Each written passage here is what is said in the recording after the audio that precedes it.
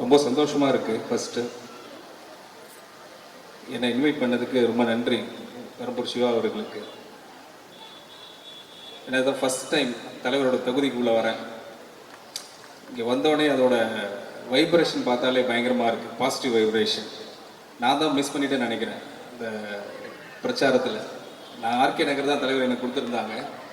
But இருந்தாலும் அந்த முதல் தடவை இங்கே வர பார்த்து சரி ஒரு 2 months பிஃபோரை வந்திருக்கணுமோ, இங்கே வந்து அந்த வைப்ரேஷன் நம்மளும் அதை என்ஜாய் பண்ணியிருக்கோமோன்னு ஒரு ஃபீல். பட் பரவாயில்ல, நெவர்த்லெஸ் இப்போ உங்களை சந்தித்தது ரொம்ப மகிழ்ச்சி. அதுவும் 100 நாள் செலிப்ரேஷன் ஆஃப் அவர் லீடர் அப்படின்னு சொல்ல பார்த்து இன்னும் மகிழ்ச்சி. ஏன்னா அந்த 100 days நான் எப்படி டிஃபைன் பண்ணுவேன்னா, ஒரே வழியில் முடிச்சிடலாம். ஊழலுக்கு எதிராக ஒரு கொண்டாட்டம், அப்படி தான் நான் பார்க்குறேன். ஒரே வரி, அவ்வளோதான். எப்படி பிறப்பால் அனைவரும் சமம் என்று தலைவர் சொல்லி ஆரம்பித்தாங்களோ இந்த கட்சியை, அதை தான் அப்படியே ட்ராவல் பண்ணி இன்றைக்கி நம்ம ஒரு ஆட்சி பீடத்தில் நம்ம அழகாக நம்மளை அமர வச்சிருக்கு.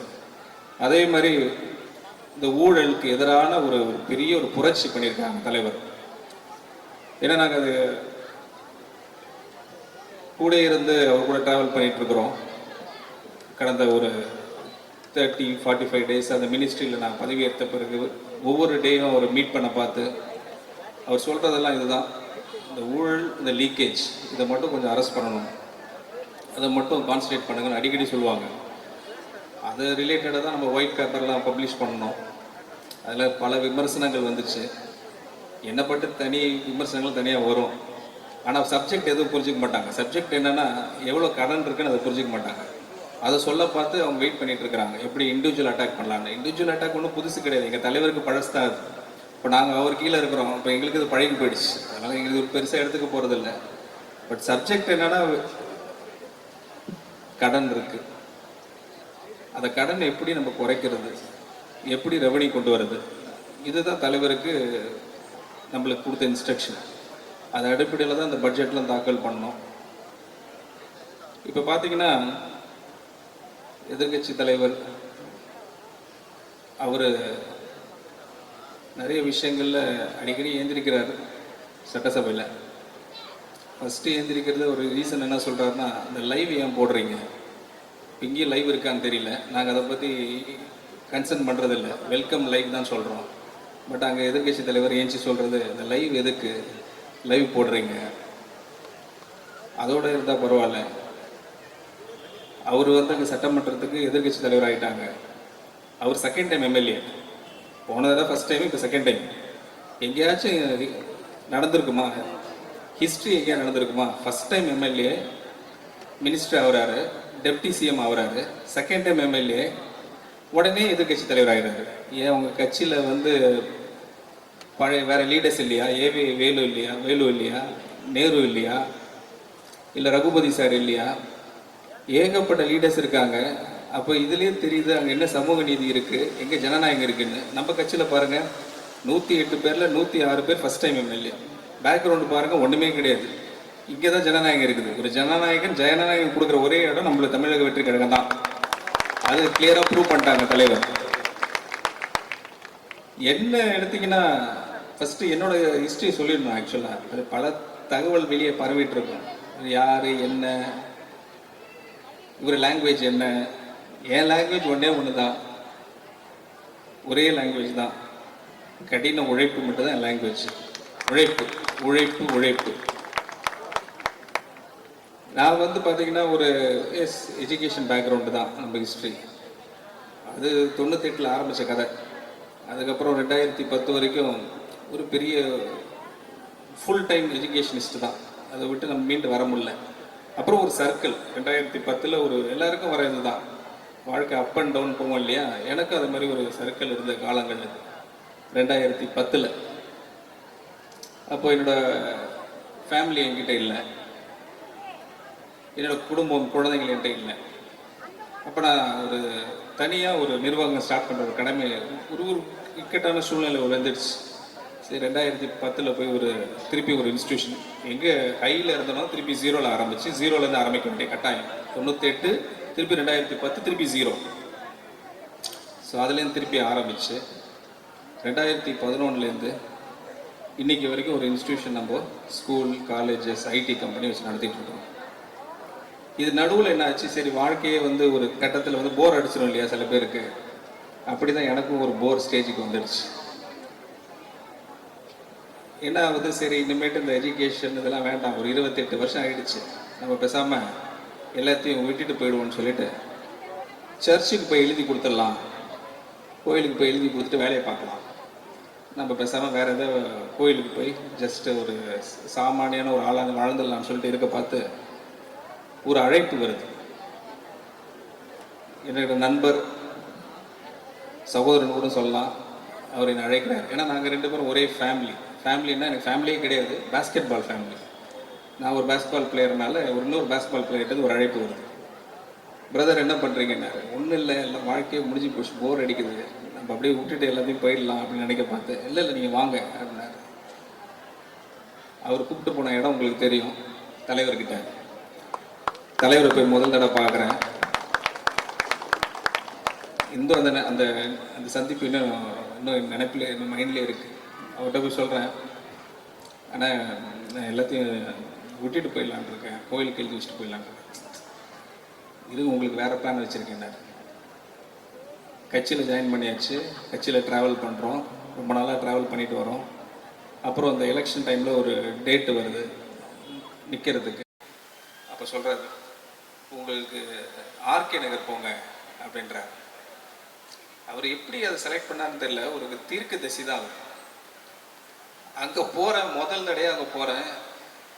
அந்த மக்களை, இந்த 50 ஆண்டு 60 ஆண்டு ஆண்ட கட்சிகள் என்னால் டைஜஸ்டே பண்ண முடியல. போய் நிற்கிறேன், பார்க்குறேன், மக்கள் வந்து ஒரு குடும்பத்தில் ஒரு ஆள் தான் சம்பாதிக்கிறாங்க.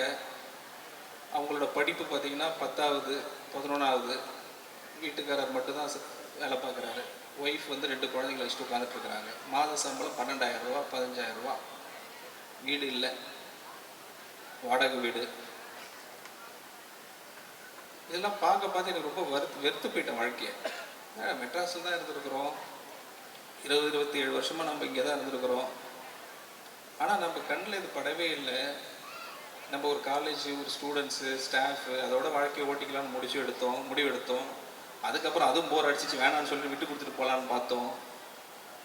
கடைசியில் இன்றைக்கி பார்த்தா தலைவர் வந்து ஒரு ஐடென்டிஃபை பண்ணி, நீங்கள் அங்கே போங்க, உங்களோட சேவை எங்கே தேவைன்னு எனக்கு தெரியும், நீங்கள் போங்கன்னு சொல்லி எனக்கு காமிச்சாங்க. அங்கே போனேன்.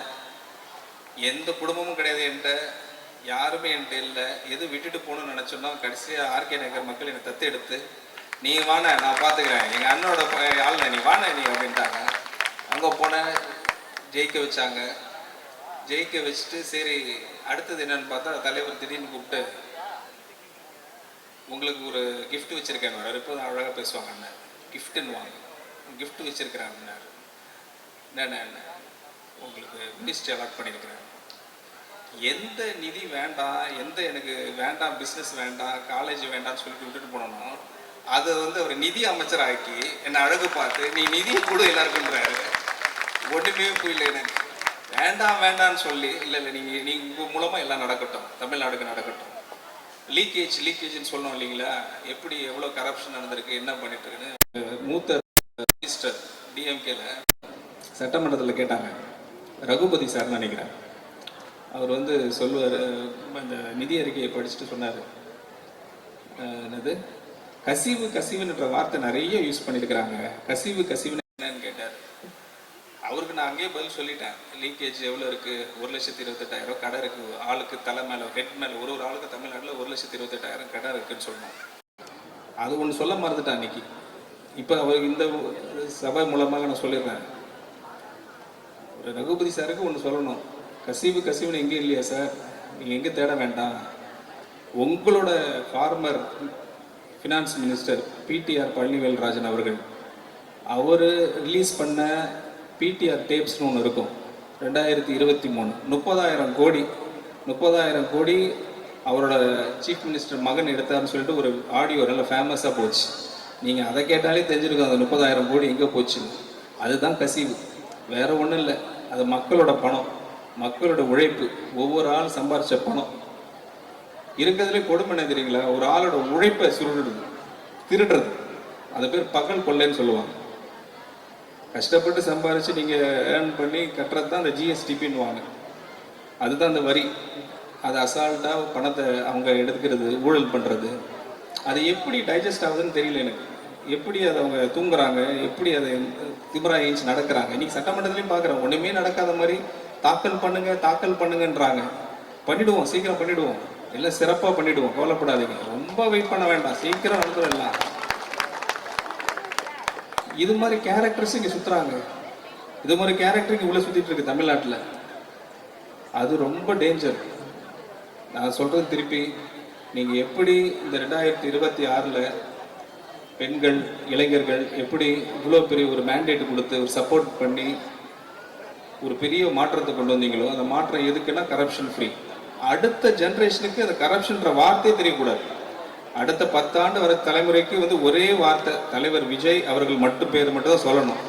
கரப்ஷனை ஒழிச்சது யாருன்னு கேட்டால் தலைவர் விஜய், அப்படிதான் சொல்லணுமே தவிர மற்றபடி இவங்கெல்லாம் இருக்கிறாங்க இல்லைங்க ஆட்டோமேட்டிக் காண போயிடுவாங்க. இவங்க இந்த ஊழல்வாதிகள், சோ கால்டு பொலிட்டிஷியன்ஸ், அவங்களுக்கு இனிமேட்டு இங்கே இடமே கிடையாது தமிழ்நாட்டில். இப்போ அடுத்த ஸ்டேஜுக்கு நம்ம தலைவர் போயிட்டு இருக்கிறாங்க. நேஷனல் லெவலில் ஒரு லீடர் உருவாக்கிட்டு இருக்காரு. வேற யாரும் கிடையாது, நம்ம சீஃப் மினிஸ்டர் தான், நம்ம அண்ணன் தான். அது இப்பயே வெரி கிளியராக ஒரு மேண்டேட். அனதர் 2 இயர்ஸ் 2029 பாருங்க எப்படி கேட்ட மாற்றங்கள் வரப்போகுதுன்னு பாருங்க. அவர் சொல்றது ஒன்று தான், அடிக்கடி சொல்லப்போது ஹானஸ்டா இருங்கன்னு சொல்லுவாங்க. ஊழல் பண்ணக்கூடாது, மக்களுக்கு நல்லது பண்ணணும்னு சொல்லுவாங்க.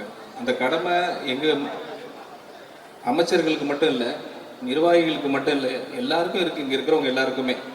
ஏன்னா ஒரு சங்கடம் கொடுத்தாலும் அது ரொம்ப கஷ்டம் தலைவருக்கு. ஏன்னா எப்போ வெயிட் பண்ணிட்டு இருக்கிறாங்க, எல்லாம் வெயிட் பண்ணிட்டு இருக்கிறாங்க. எப்போ இவங்களை கேட்ச் பண்ணலாம், எப்போ இவங்களுக்கு அவப்பேர் ஏற்படுத்தலாம்னு சொல்லிட்டு ரெடி பண்ணிட்டு இருக்கிறாங்க. அந்த இடத்துல நம்ம விட்டுடக்கூடாது நம்ம தலைவரை. ஏன்னா எல்லாத்தையும் விட்டுட்டு வந்திருக்கிறாங்க. ஏன்னா நானும் அந்த ஸ்போர்ட்ஸில் இருந்திருக்கிறேன். ஒரு நாள் விளையாடலைன்னா எப்படி எனக்கு கஷ்டமாக இருக்குன்னு எனக்கு தெரியும். காலேஜ் வச்சுருந்துருக்குறோம், ஸ்கூல் வச்சுருக்குறோம், ஐடி கம்பெனி வச்சுருக்கிறோம். ஒரு நாள் அங்கே போகலைன்னா 30 வருஷமாக அந்த இதில் இருந்திருக்கிறோம். அப்போ அவரும் அதே தானே, 30 வருஷமாக இருந்திருக்காங்களோ, 33 வருஷமாக இருந்திருக்கிறாங்கல்ல. அதெல்லாம் விட்டுட்டு இவ்வளோ அவதூறுகள்லாம் தாங்கி நம்மளுக்கோசம் நிற்க பார்த்து நம்ம இதெல்லாம் விட்டு கொடுத்துருவோம். இந்த மாதிரி சின்ன சின்ன விஷயங்கள்லாம் நம்மளுக்கெல்லாம் தேவையில்லை. நம்மளுக்கு தேவை ஒன்லி ஒன், த லீடர், அவர் leader for the nation, for the state is Thiru C. Joseph Vijay அப்படின்னு முடிவு எடுப்போம்.